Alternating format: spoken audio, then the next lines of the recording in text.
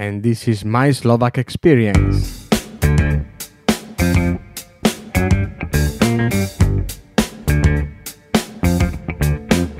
Hello everybody, this is My Slovak Experience podcast, and today I'm finally leaving Bratislava.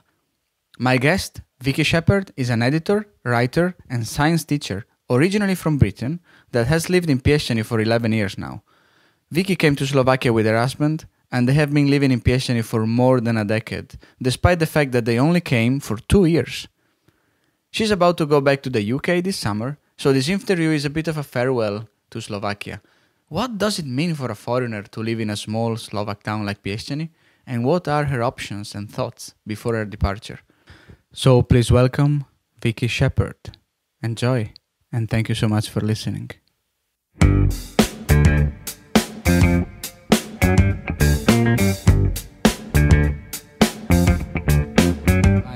I'm here with Vicky Sheppard. So Vicky, thank you for being on My Slovak Experience. You're welcome. So tell me something about. So you are originally from Britain, Yes. Both my husband and I originally came from Britain.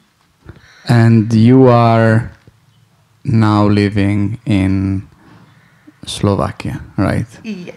And how long have you been living here? Well, we originally came for 2 years, and 11 years later we're still here. So it's been a fun experience.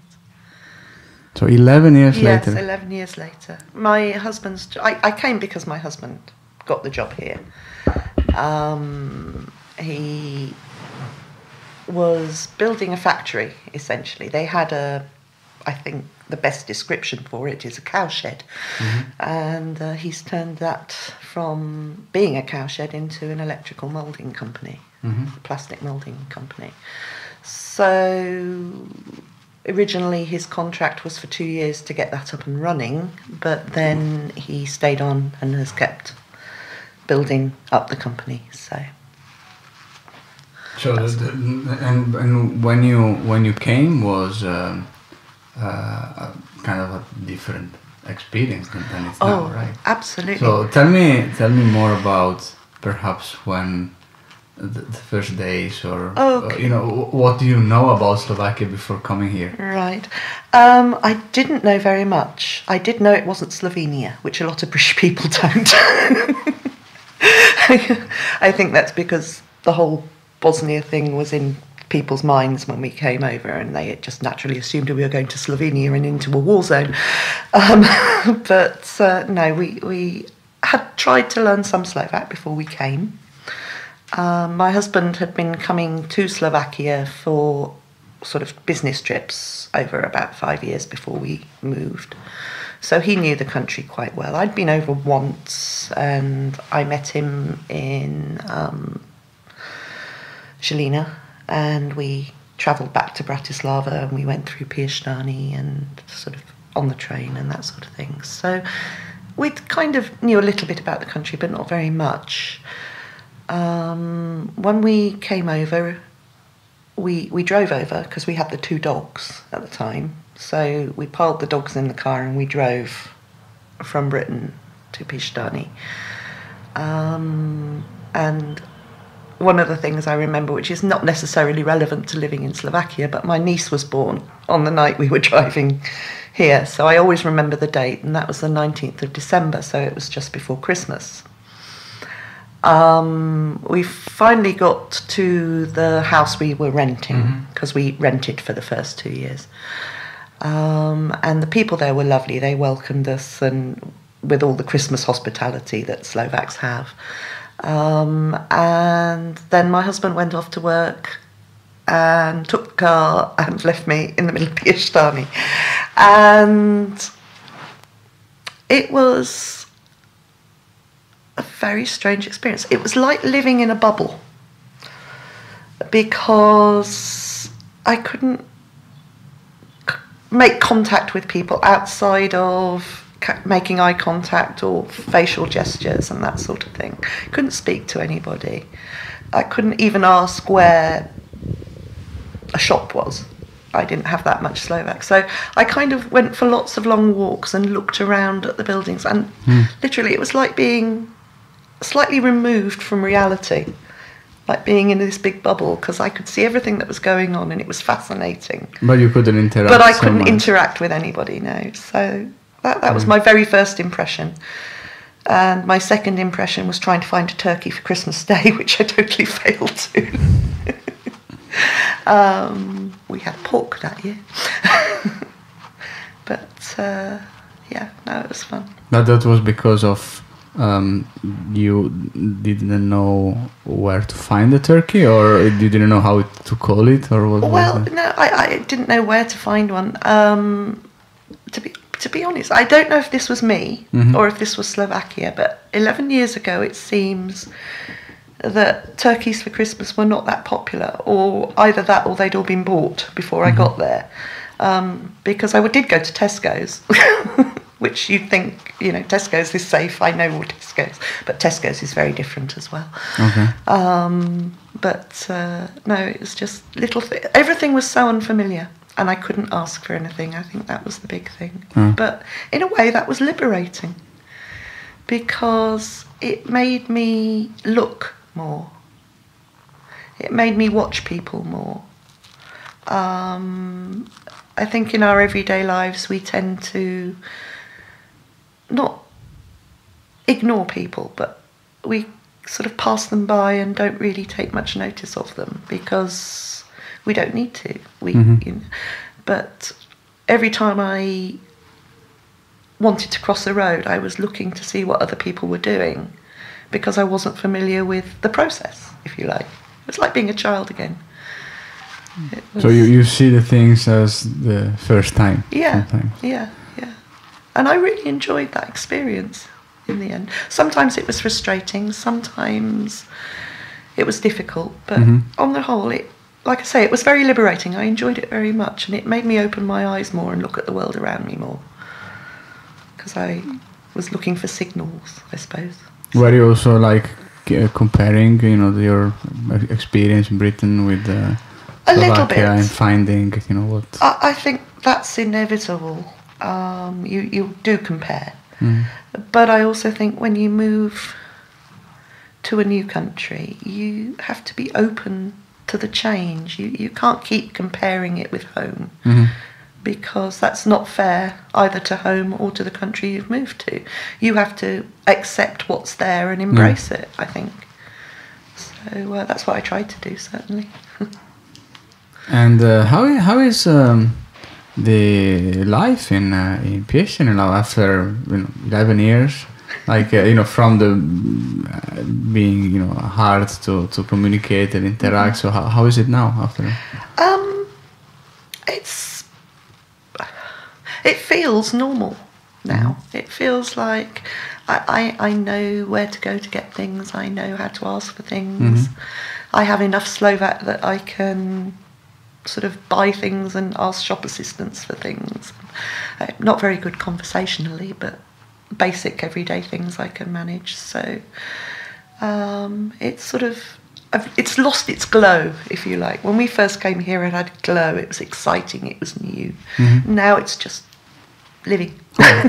Now it's more home. Do you consider this place like your home now, or how do you see Slovakia? Yeah, pretty much. The trouble is, I refer to the UK as home. When I say I'm going home this week to the UK. But that's mainly because my family lives there, and when I say I'm going home to my family. Whereas this I also consider home, but this is my home where I live. So it's two different interpretations of the word home. Home, there's an English saying, home is where the hearth is. Yeah. And the family counts as my hearth in the UK. So if I'm going somewhere where the family isn't, I'm going to the UK. If I'm going to see my family, I'm going home. I don't think about it in those terms, but I think that's at the back of my thoughts when I say things. And so, yeah, here is home in one respect. Did you have experience also in some other foreign country living there? Not living there exactly. My mother comes from Texas, and so we have spent a lot of time in the USA. Very long holidays, 3 or 4 months over the summer and things like that. Again, visiting family. But no, this is the first foreign country I've really immersed myself in and lived in. And how do you enjoy the Slovak experience? What do you like in particular about Slovakia?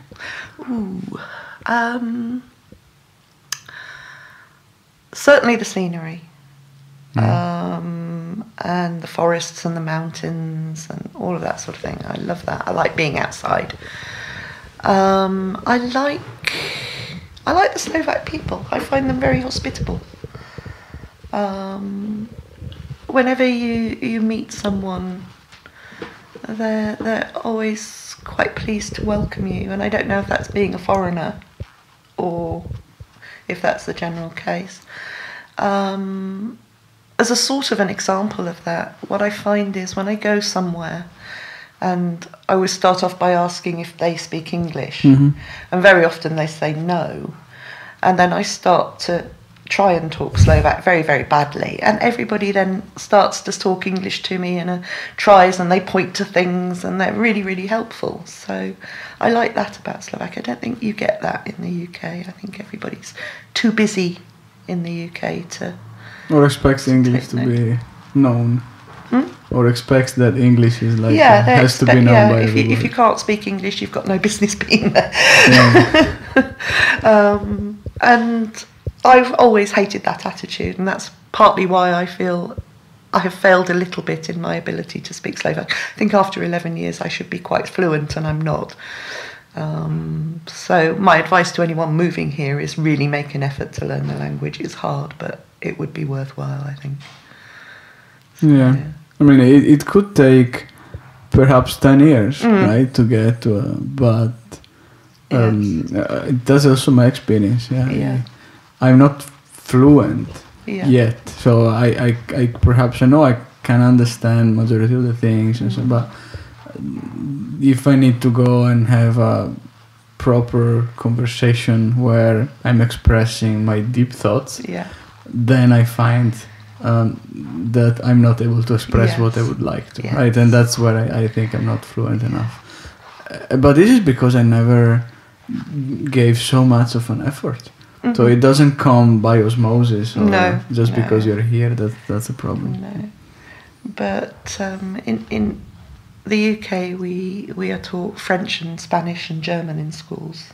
I had the opportunity to learn French and some Spanish, but the difference in the roots of those languages to the Slavic languages, the difference in the roots, you can sort of see a similarity between French and Spanish, but there's no similarity between French and Slovak. Of course. It's completely different. The grammar's completely different. Perhaps Russian. Could be.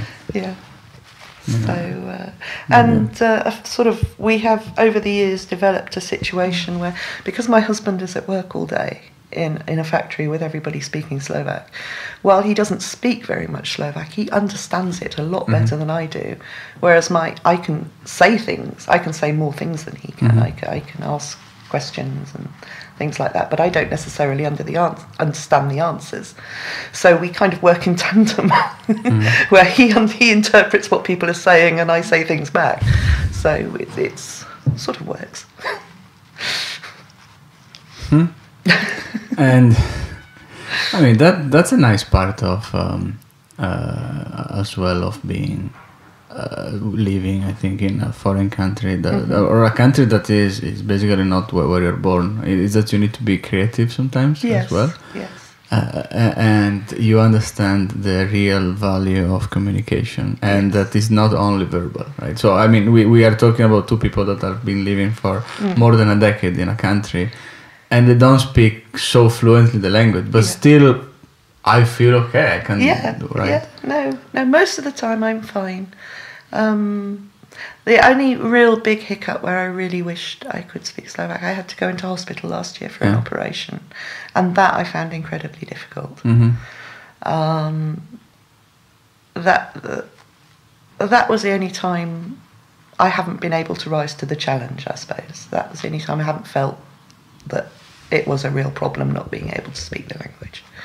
But I came through it. It was fine. Everybody, like I say, was very kind and very understanding, and there were no real problems. So, but just that, being able to have a conversation with a doctor, and understand what was going on and what you feel. And that would have been good. And to be fair, most of the doctors did speak English. It was the nurses and the ward staff who didn't, which is fair enough. There's no reason for them to. But it would have been nice to be able to communicate a bit more in that situation. But that's the only time I really felt it a real disadvantage. Mm-hmm. And how is, because majority of people that were guests in my Slovak experience are living in Bratislava, right? So they are in the capital where there is much more of an international presence. Many work for international companies, so they always deal with many nationalities. So it's a kind of melting pot of cultures and languages and so. But Piestany is a bit far away from the capital, right? So how is it your experience there? Like, do you deal often with the foreigners or with non-Slovak or mostly Slovak? So describe me a bit of your environment and life there. Mostly Slovaks, I think. I have been teaching English, so I've met some native English speakers through that, who are also teaching. But mainly it's Slovaks who I interact with in Piestany. And we could have lived in Bratislava, but it would have been a long commute to my husband's factory. And I think probably we maybe have had a truer experience living in Piestany. We've seen sort of truer experience is not maybe the right way to describe it, but we've seen how most of Slovakia live rather than the people who live in Bratislava. How, I hesitate to say normal, but how normal Slovak towns so that were. is like more close to the culture, Slovak culture, so less less influenced by the cosmopolitan. Because I think probably for a native Slovak it works the other way around. Going to Bratislava gives you an experience to see other influences from the rest of the world. But we kind of wanted the Slovak influences. We wanted to experience Slovakia. So just because of your curiosity or any? I think it's curiosity, really. I think anywhere you go is interesting if you dig deep enough. And maybe that's another slightly frustrating thing about not being able to speak Slovak, is there's so much history and culture and traditions and things that I've maybe missed out on things, or it's taken me a long time to find out things that I might otherwise have found out earlier. No, it's fun. It's like a bit of detective work sometimes, trying to find out things. But that's got its advantages too. So, yeah. So what are the instead those aspects that you don't like or you don't understand why they are in like that in Slovakia? Oh, okay. I think probably the aspects I don't like are not dissimilar to the aspects I don't like in the UK. It's things like having to go and sort out taxes and all that sort of things. But they seem doubly complicated over here. Just buying a car and getting the license for it and working out how to drive on the motorways, and all of that becomes more difficult in a foreign country. You kind of grow up, your parents do it, you know what happens, you know how to get a license for a car, you know what the rules are about driving on the motorways and all that sort of thing. And when you come to a foreign country, you have to start again. You don't know what the rules are and you have to go and find them out. And the bureaucracy in this country is a little over the top, I think, compared to what I'm used to. Mhm. You know, we had to sign 12 copies of one piece of paper when we bought our house.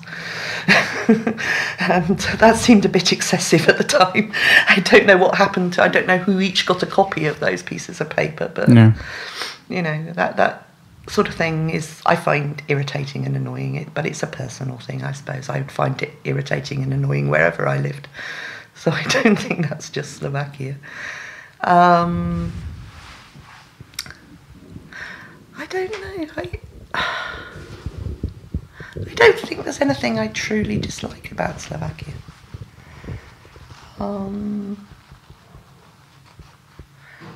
But again, maybe, I suppose, I don't want to get into the politics too much, but I do find some of the politics a bit distressing, and I was very pleased about the presidential election. I thought that was a good result. Fico, I think, is a bit dodgy.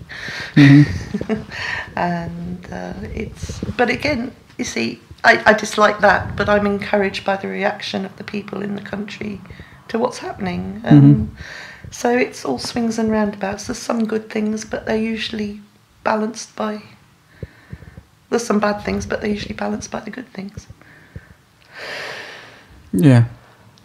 I mean, I don't know if there is any place in the world where citizens are satisfied with their political scene. There's no utopia. That would be actually a nice place to be in, right? But it's actually also true that in some areas of the world, perhaps the dimension change.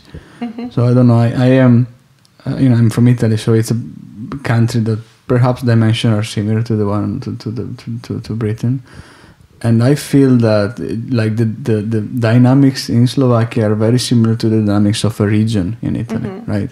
So where their vicinity to the political parties, the people that are part of these parties, the vicinity to the like you perhaps know somebody that is in that party or that has a friend in that party, right? That doesn't happen in bigger countries where it's very far away. So you're like, those dudes far away.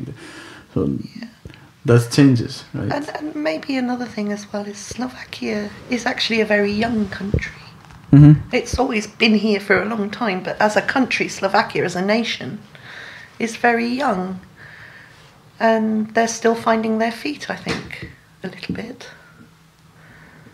And you say, so what does it mean to be Slovak? Who is a Slovak? And I think... but from the same time, so young, with less opportunity to develop certain kind of citizenship behaviors and know-how. I mean, there are customs here, aren't there, that go back a very long time, but they've always been influenced by whoever was in charge at the time. So you had the Austro-Hungarian Empire, you had Czechoslovakia, you had Russia being in charge, the USSR. And so I think it's really nice to see Slovakia coming into its own as Slovakia, and people in Slovakia becoming Slovaks in their own right and not an appendage to another empire. And I think that's really refreshing and nice to see. And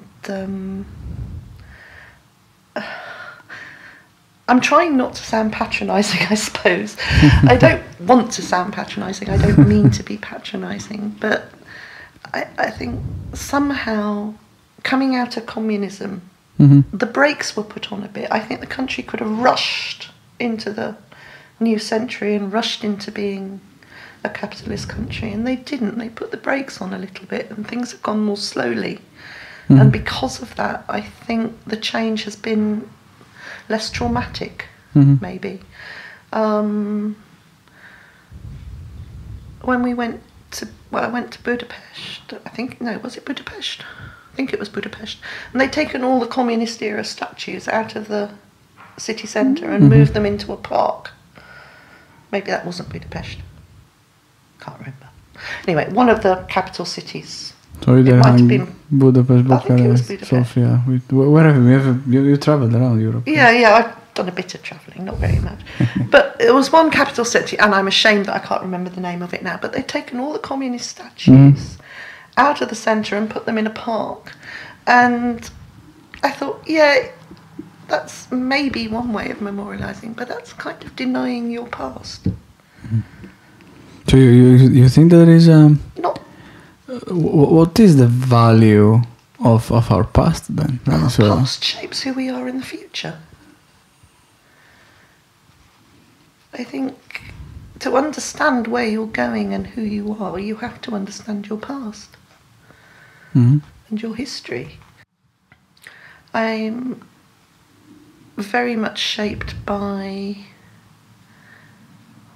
my sense of Britishness comes from my sense of British history and how we've got to where we are.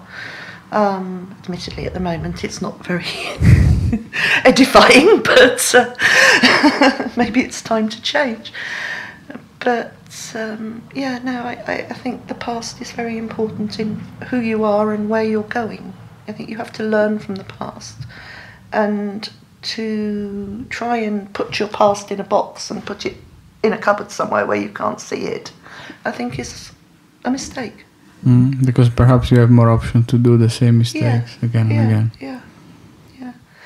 And so sort of little things like that just catch your thoughts and make you think. And I think Slovakia has taken a very level-headed route going into the future. So I felt that there are certain benefits as well of this kind of development that made it Slovakia as it is, right? So I see at least one of the first thing I notice is a bit more attention to traditions, right? Yes. And this is also part of the historical evolution, and it has also some benefits, right? Yes. So maybe it brings people more together, but maybe somebody is just saying, I hate tradition.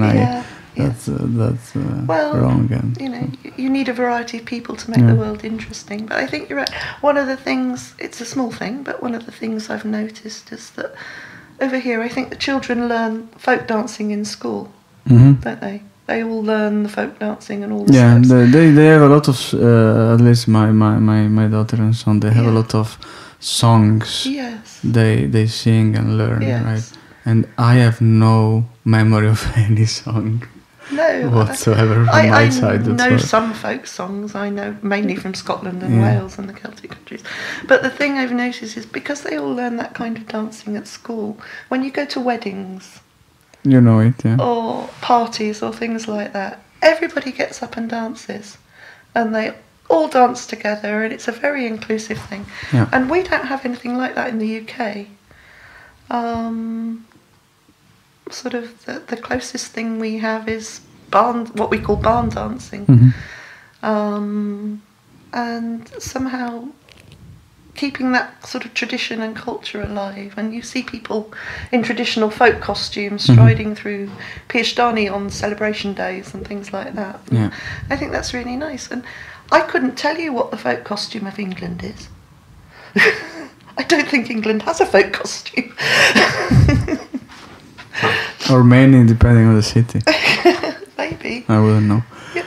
So, I think they're hanging on to their culture and traditions, and I think that's... And what is the balance to you? Because now, from one side, we talk about that it's good to keep tradition, it's nice, there are several benefits. But from the other side, keeping too much a tradition would be also not opening to, folks like us that are foreigners that bring. So you brought definitely some Britishness into Piestany, at least the people that are around you. I don't know what they learned, but definitely there is a change in them or in their mind because they met you, right? So how beneficial is also this part? I agree with you. I think you do need to bring in new things, but I think it's an organic process. I think things get assimilated, some things get discarded. Some things get remembered by the next generation that have been forgotten by their parents, and sort of grows and changes, but the basic elements are there, and I think that helps sort of identify who you are. Mm-hmm. Yeah.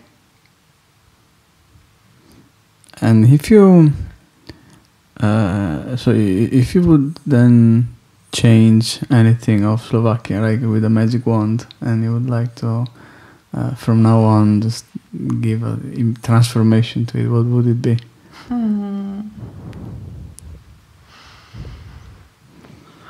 I think I'd make them all speak English. That would have made my life much easier. Yeah, I think so. Also, the other thing I would like to change about Slovakia is tourist information. Mm-hmm.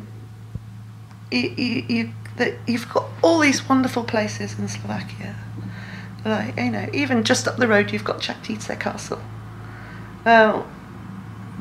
That is seeped in the legend of the Countess Bathory, and people in England and America go absolutely bats for that sort of thing. Mm-hmm. But finding out any information about it, being able to go and visit the mansion house that's underneath the castle where she actually lived, being able to read in a guidebook the history around that sort of area would enrich an experience. Whereas, I mean, I loved going to Chaktice Castle because there was no fences, there was no entrance fee, there was nothing there. You could just go and wander all over it. And I think that might have changed recently, but when I went, you could just go and see the whole thing, and it was a very sort of, you know, exciting thing because there were no restrictions. But I would have liked a little more information about it. And when you go to places like Chichmani with all the lace patterns on the houses and everything like that, they had notice boards up there, but they had audio guides in Slovak and German, but not in English when we went. And so little things like that, I think, would make people coming to Slovakia make it much more satisfying in that way. I don't include Bratislava in that because I'm sure Bratislava's got all the tourist more things than going the on. Volksnacht maybe sometimes. Yeah. But in these little places like sort of Chichmani and where else? The Slovak Bethlehem in Teplice nad Váhom and places like that. These little places, if they just could give a little more, they may not get enough English visitors to make it worth their while. I don't know, but just a little more attention to that sort of thing. But you never know, because I mean, first you're ready to host, and then people come. No? Yes, yeah. So I don't know, but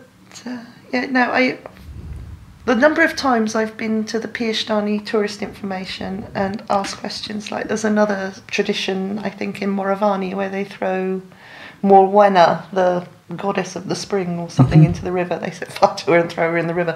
It's a folk tradition that I would have liked to have gone and seen, and I went into the Piestany tourist information to ask, you know, when is it? How do I get there? What do I go and see? And they didn't know anything about it. And maybe that's because they're the Piestany tourist information and they only deal with Piestany. But Moravani isn't that far away. It's only down the road. And so I don't know where to go and find out information like that. That's something I've struggled with a lot. I mean, there are several my Slovak experience guests that were always talking about the foreign police in regardless of wherever you go, but that is very hard to find English speaker there, right? And there are interpreters, so if who is supposed to deal with foreigners has I troubles suppose there. I was lucky with that because the people from my husband's company, they who are all Slovaks, I've missed out on all those difficulties because they have done that for us or helped us to do it. And so my experience was smoothed over a bit by that, I think. It made a lot easier. So, yeah, I am aware of that, but it doesn't figure in my experience. No, but I mean, but that means that you had a kind of a tourist guide that helped you dealing with it. So that's the point. Yeah. Cool. But, And how is your kind of network in like because Bratislava, many people talk about that there are Slovak friends and foreigners because it's colleagues and so on. But in your case, it's a smaller reality. Do you have a kind of network around Slovakia in these 11 years that you built? No, actually, more we in don't. The UK, we have quite a small group of people we talk to, and my best friends in both cases have been one was from America and one from Ireland. So, we don't have a great network of friends, but we never have had, even in the UK, we never had a great big group of friends. We've always had a small sort of selection, so it's not that different really. I think maybe I'm not as sociable as I used to be, partly because, it all comes down to the language. When you're with a group of Slovaks, I always feel slightly embarrassed because they have to speak English when I'm there. And I feel that's an imposition in a way, that I'm making someone react in a different way to the way they normally would because I'm there. But they all say they don't mind, but sometimes I have this because I work for an international company as well, right? But in several situations there are I am the only foreigner or I'm the only non-Slovak, let's say. And I see, that people all together use English because I'm there. Right? And it's so nice. I'm always happy. It's so nice. But also grateful at the same time. I know how easier it would be, right, to use your native language. Yeah. So that a little bit affects it. But I've been very happy. I've met some wonderful people and made some good friends. What do you do as well now? What are your projects? My projects at the moment. Well, I'm working for the Slovak Spectator now as an editor, which I very much enjoy. I also edit fiction, English fiction. So I work from home really.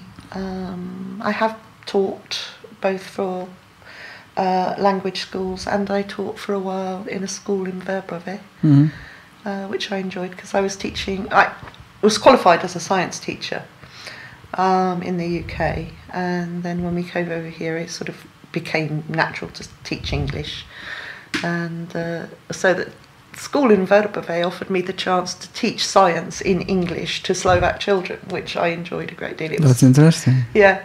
No, that was very interesting. It was also interesting to compare education methods and standards between Slovakia and the UK. It was a gymnasium, so it was... So how different is it? I think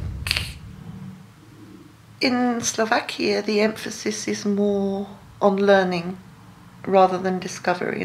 In the UK over the years, children are, certainly in science anyway, are being taught to discover things and work things out. In Slovakia, they are more encouraged to have the knowledge, not to learn the knowledge rather than understand where it came from.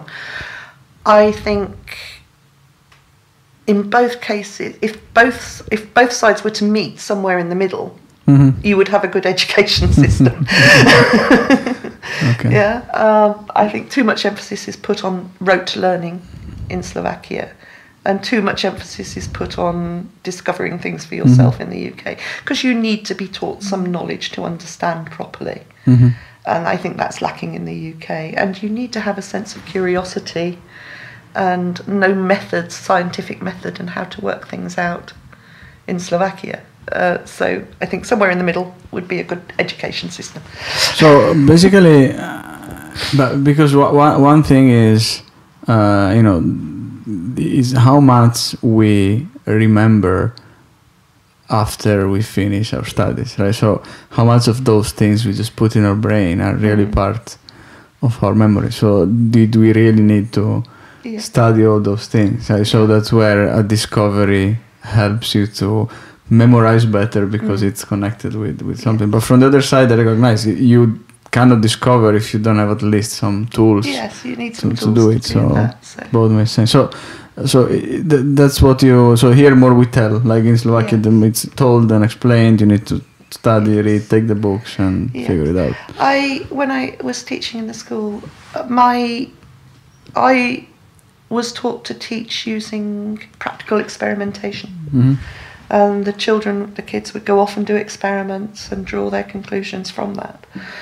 And I found it very difficult to get laboratory time to teach the kids how to do this, because the children I was teaching hadn't done many experiments. They didn't know about scientific method and how to work through an experiment. So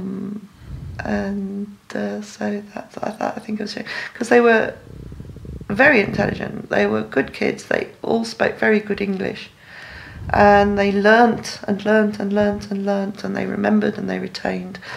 But my worry was when they went to university or wherever, they wouldn't have the practical experience to take that knowledge further. But that's for people on a bigger pay grade than me to decide. So yeah, of course. But you mentioned a point that is actually the most important aspect of education. That is not education in itself, but is what you're gonna do with that later on, right? Yeah. So it's the access to whatever work or profession or skills or passion. Yes. But it's sort of I'm always continually surprised by what comes up from what I learned at school, how useful that has been. It wasn't always useful when I was 20, but little things come back and you think, oh yeah, I learnt that at school. And sort of things like that are useful later in life, just little things, the odd things that you wouldn't think about normally. But, So what kind of science do you teach? Is natural science or mainly biology I taught, but I also did talk physics. Which physics fascinates me, but I'm not as good at understanding physics as I am with biology. So I can only teach physics to a certain level. Although past that, it's beyond me. But I do enjoy physics. I think it's fascinating. It's where we are potentially getting to know more about also humanity and the future, and that's something where still a lot of discoveries has to be done, right? But thinking about biology as well, you need. When I was last weekend into a butterfly. It was called the House of the Butterflies. Oh yes. So there were like butterflies for like big rooms from different continents, right, with different temperatures. Also, they were growing the butterfly and then let them then fly, so people could walk and see the butterfly flying around.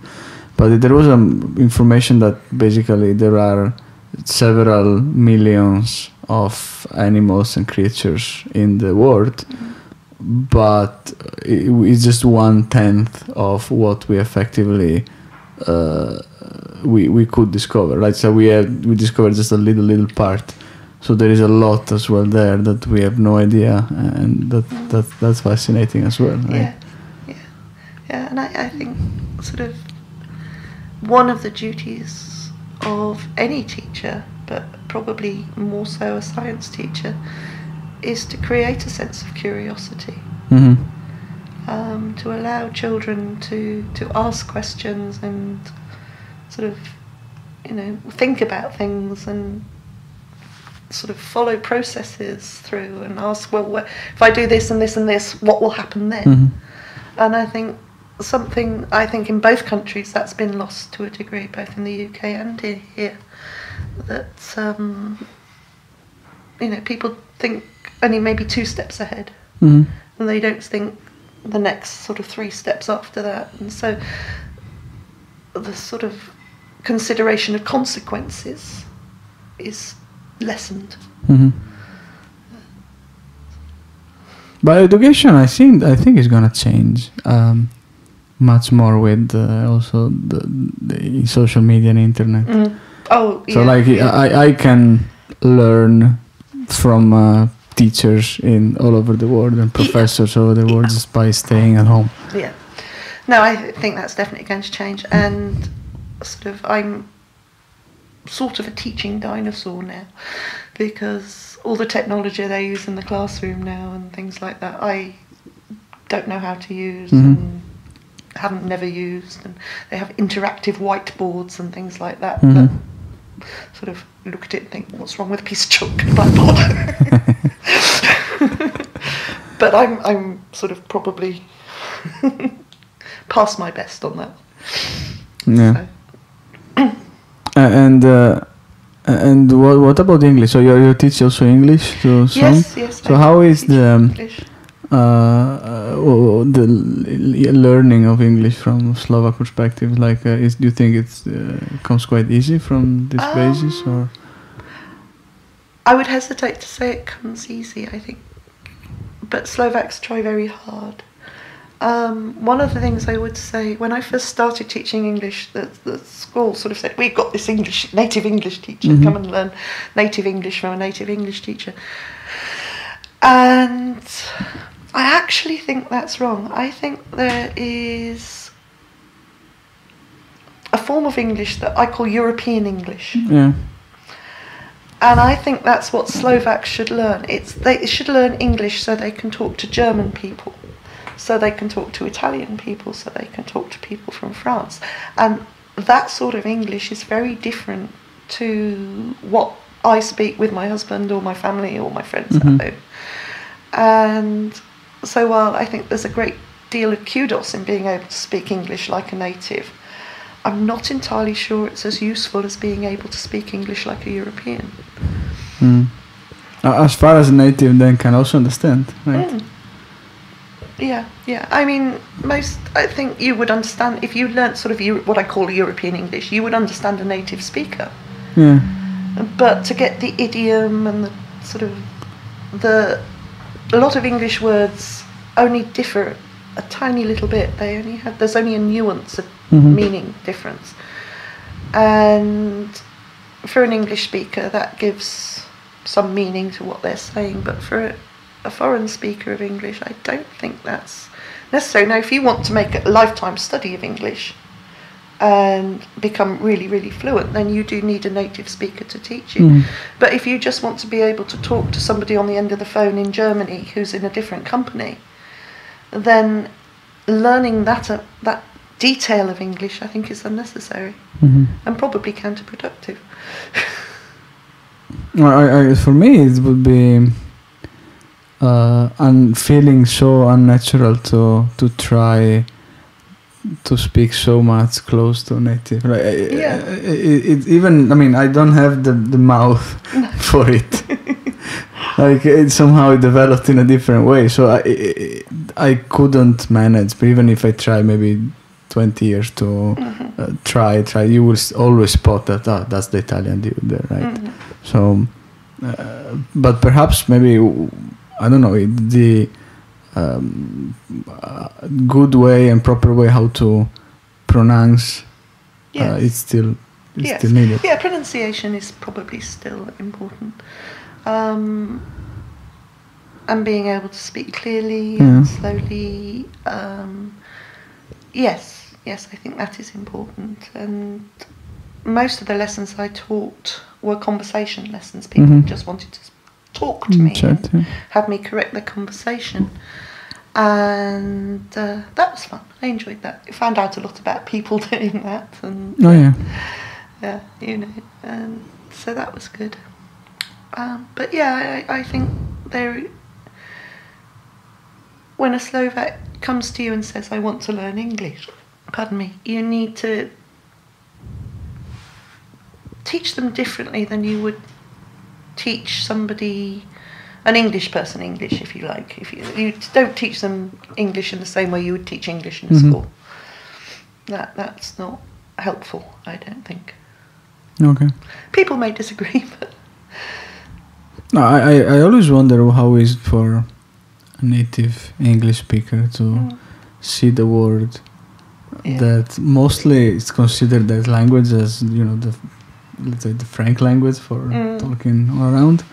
But at the same time, because part of what I'm doing is, you know, I do videos, right? So I tend to spend a lot of time reviewing the recording, and many are in the corporate where few are native, but everybody speaks English. So, and I notice mistakes here, mistakes there, and ways like you cannot explain the concept in this way because I understand it, but it's not the right way to do. But still it's understandable, right? Yes. So how is your experience with that? Like, are you just like, no, that's the total mistake, or that guy's, or is it different? Most of the time, I think it is slightly different. What you have to bear in mind about the UK is that, first of all, you've got Scotland, where they have a very strong accent that a lot of English people don't understand. Okay. You've got Wales, again, where they have another accent. You've got Cornwall, where they have another accent. And those three countries also have their own languages.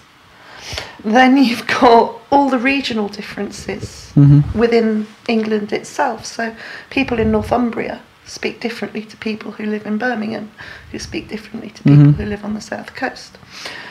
And then on top of all that, we have, because of the Commonwealth, we have a lot of people from India and the Indian subcontinent. We have a lot of people from Africa and from Jamaica, and they all, again, speak English in a slightly different way. And so as a native speaker in England, I'm used to hearing English spoken in lots of different ways, and with lots of different idioms and lots of different words. And so when I hear someone in France or Slovakia or in Europe speaking English and making little mistakes, it doesn't affect me that much. I don't notice it that much. Where I do notice it is in written English, when things are written down. If there's a mistake in written English, I do tend to pick up on it. But in terms of speaking, I'm just used to English being spoken in so many different ways that I don't notice it. Like there is always a correct way to say it in some other area. Somewhere in the world, there is a correct way. You know, that is the correct way of saying it. So, and I mean, there's Australian English. People in Australia speak it differently. Canada. So, US, Canada. That's true. So English is spoken even in Malta, many different perhaps ways. they have a kind of English. True. Never thought of it in this way, but If so you ask let's me say to that from a define Slovak English, speaker, you can feel more less intention when you speak with a native, or just to try to be as correct as possible, but don't just imitate the I think accent. being so here, on. I have changed the way I speak. I've lost my accent. I don't use slang as much. I don't use as much idiom as I used to. Mainly so that people can understand me. If I talk the way I used to talk at home, people would find it very difficult. So I've simplified the way I speak over here. But and from the other side is an improvement in the communication. It's not a decrease of the quality, but it's like you have more reach. It's an adaptation. It's an adoption. That's what this experience has been all about, isn't it? Adaptation. I've adapted to all sorts of different things. So how different is Vicky after her Slovak experience? Oh wow.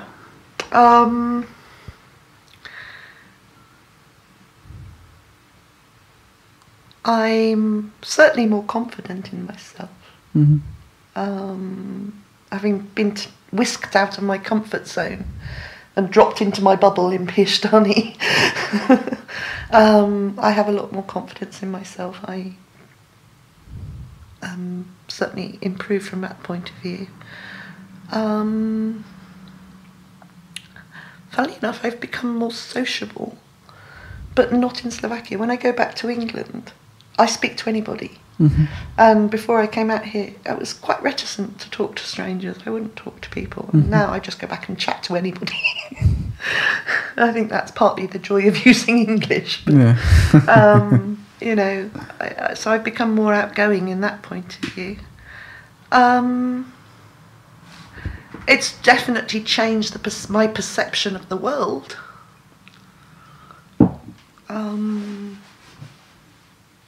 I didn't understand how Europe had come together and formed and the history and all that sort of thing.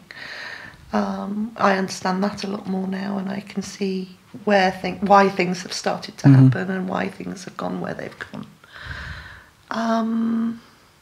I can drive on the right side of the road as well as the left. That's useful as well. Yeah. So yeah, sort of things. And there's been no great change. There's been no epiphany or anything like that. But I think a series of small things have changed. I think I'm probably better for the experience. Mm-hmm. And what about the culinary experience in Slovakia? The culinary. Yeah, culinary. So like the food and cooking and yeah. Okay, I do enjoy some Slovak food. I'm afraid I'm one of those people who can't eat a whole bowl of halušky. The brinza just seems to get stronger and stronger and stronger, and I can't finish it. I enjoy the first few bites, but no, again, it's one of the things.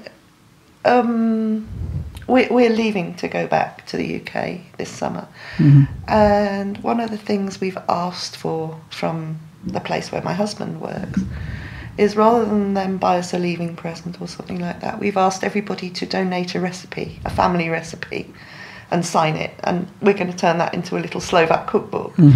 And so things like the soups, we don't have the same soups in the UK as we do over here. I think the soups are marvellous. It's been a real art over here. I mean, being Italian, you're probably used to better food than I am in the UK, but not soups, not soups. Not soups, no. Soups, not at all. Yeah. I mean, there is the popular minestrone, but it's nothing special. The soup is an art form in this country, I think. And sort of the traditional things like the koleno, the pork knee, and things like that, they're just something you'd never see in the UK, so that's been fun. But on the whole, I like Slovak cooking, but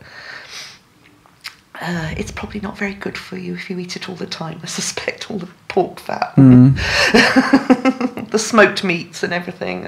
They're wonderful, but I'm not sure you should eat that every day.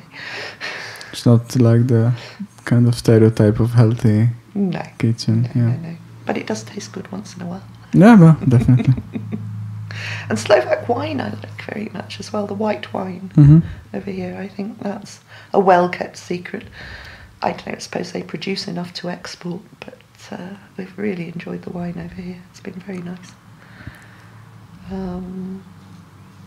So yeah. And the traditional food is something halušky or not halušky? I'm probably not a halušky, but I am a koleno. Okay. Not halušky, but koleno. Not halušky, but koleno's good. I like brinza when it's not cooked. If it's raw and spread on bread with onions, I like brinza then, but I don't like cooked brinza very much. Yeah. Anything you're particularly missing from the UK selection of sausages and cheddar cheese? Okay. English sausages and cheddar cheese. Are that the are two like things we really miss. Fresher or different? Or? They're different. They're just totally different. I don't know if you've ever had an English sausage, but it bears no resemblance to any sausage that's on the continent, really. I wouldn't actually know how exactly, because I've been in England. I've been to mostly only to London, but the breakfast or hotels there were sausages, but you didn't take any notice. Wouldn't recognize anything in particular, but no, it's a uniquely British thing, I think, the British sausage. It's a bit like halušky. You don't get it anywhere else. You only get it in Britain. But yeah, I would say sausages I've missed, and the cheddar cheeses. We bring back great big pieces of cheddar whenever we can, because that's, I don't know, it's just one of those things I really miss. We both miss cheese. It just tastes so different to the cheese you get here, and it's also probably an integral part of the way I cook. I use cheese in certain ways that maybe you don't over here. and cheddar cheese just works better. So yeah, cheddar. And maybe Marmite. But you can get Marmite in Tesco's now. So. It tastes the same, right? It's not as different Marmite organized with like for Slovak customers. It's the same. It's the same Marmite. It's the same Marmite. Yes. But when we first came over 10 years ago, there was no Marmite on the shelves, and it's gradually. I think maybe as people have come back to Slovakia from the UK, the sort of demand for some things has increased. So I've started to see Marmite, I've started to see Indian mango pickle and Indian curry pastes and things like that, probably in the last 5 years, that weren't here when we first came over. So I think that's probably the influence of Slovaks returning from the UK and there being a demand for some things like that. At least for who is durable, right? For, sausage, potentially fresh, so Marmite, it lasts forever. Yeah, Marmite lasts forever, yes. So it's a different point.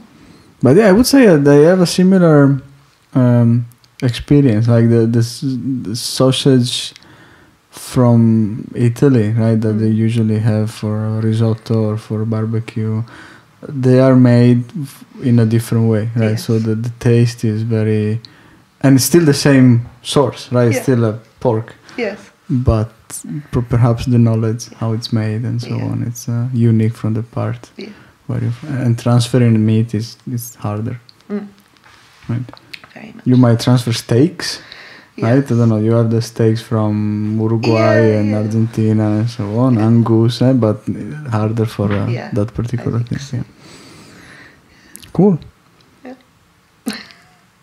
And anything else that you would like to share with our listeners about your Slovak experience? About my Slovak experience. What else has there been? Not that I can think of, really. All I can say is thank you, Slovakia. It's been a really positive experience in my life. I've enjoyed it very, very much. And in a lot of ways, I shall be sad to go back to the UK. There will be things here that I will miss now in the same way as there are things I miss in the UK at the moment. So, but it's time for a new adventure. So good luck for that. Thank you. And thank you so much for sharing. You're welcome. Thank you everyone for listening to my Slovak experience. See you at the next interview. Till then, have fun, share and enjoy. So, did you like my Slovak Experience podcast? If yes, you can share it with your friends and peers. They can listen it from many sources, such as iTunes, Stitcher, Tuning Radio, or Spotify. And now, you can also watch us on video while we are recording on YouTube. Thank you.